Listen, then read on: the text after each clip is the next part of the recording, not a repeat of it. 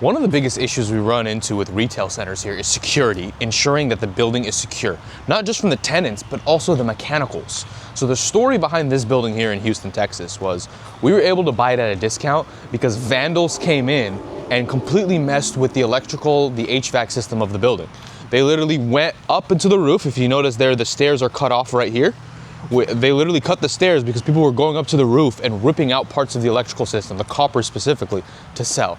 These are vandals, likely drug addicts, just people that needed a quick buck, but they ruined $20,000 electrical systems so they can get $90 worth of copper. It's insane. But as you can see, there are some weak points that were in the back of this building that we cleaned up. For example, this door right here was easily opened. So what we did is we added a cage to the back of the door. So if you open this up, it's gonna be a locked metal cage on the other side.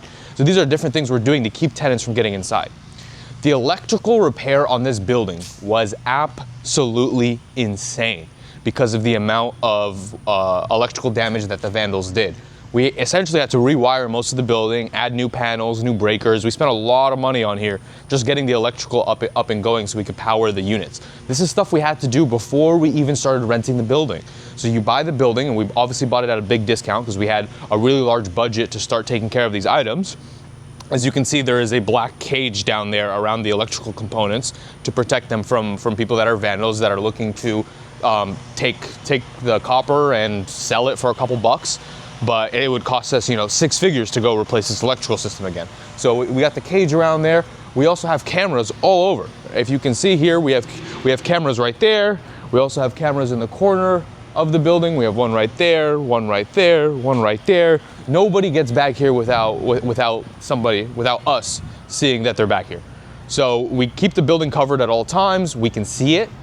And most importantly, we do what we can to protect it. And if you take a look right here, look what happened recently. Not too long after we purchased the building, before we had a chance to put up all of our security systems, literally within a week of closing on the building.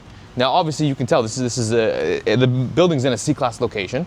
Now, unlike multifamily, C-class retail still works. You still need your local tenants to support them. You still need your barber, your hair salon, your smoke shop, your check cashing place. These are all tenants that thrive in C-class areas. So you can still make money buying C-class retail. But look at this. They literally tried to pry the door open with, I don't know, I'm assuming crowbars or something. And they completely ruined this metal door right here. And we're going to try to get it fixed, although it's unlikely that we're going to have to go and replace this door. But now we have cameras all over the place. If you look right there where that tree is, we literally have a camera right there just to watch over the electrical system and some of these back doors.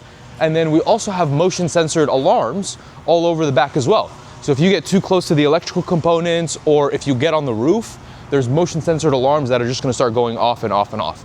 So these are some of the things we do in order to protect the system, in order to protect the building. Now, one of my favorites as well is also exterior lighting. We've added so much additional lighting to this back. All these poles sticking out right there were added by us after we purchased it.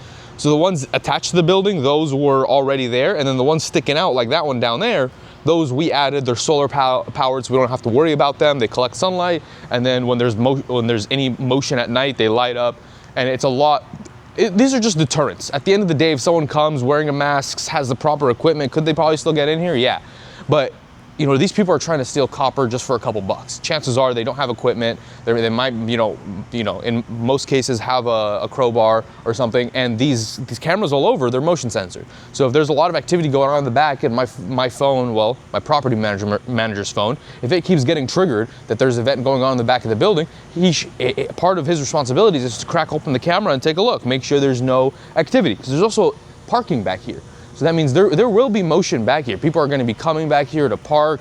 Likely how it works is employees come and park in the back, and then customers come and park in the front. And it's a lot easier to protect a building when it's occupied. When the building's vacant, it's a lot easier for people to come back here and not get spotted.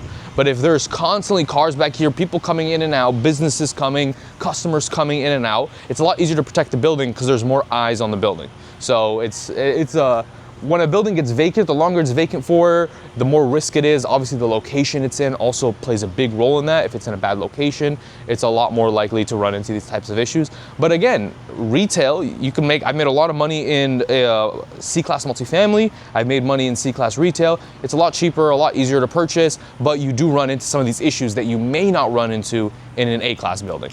Anyway, I hope you guys enjoyed the video. These are some of the steps that we took to secure the building and make it a safe investment for us and our investors. If you guys have questions, concerns, or anything, feel free to drop them in the comments below, and I'll catch you guys on the next one.